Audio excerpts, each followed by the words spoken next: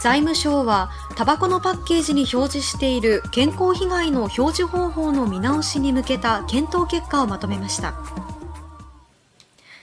7日にまとめた検討結果では、オーストラリアやカナダのように健康被害を象徴する写真を表示することを検討課題としました。また、未成年者の喫煙は法律で禁じられています。絶対にダメですとの文言を常に表示すべきとしています。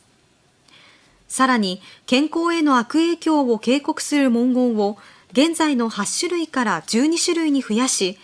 肺がん以外のがんの原因にもなることや、妊娠中の喫煙が乳幼児の突然死症候群の原因となることなど、新たに因果関係が明らかになった病気の具体的な表示を提案しています。見直し作業は現在の制度が10年を過ぎたことから、財務省の審議会で進めてきました。財務省は検討結果を踏まえ、9月以降に関係省令などの改正案作りを始める予定です。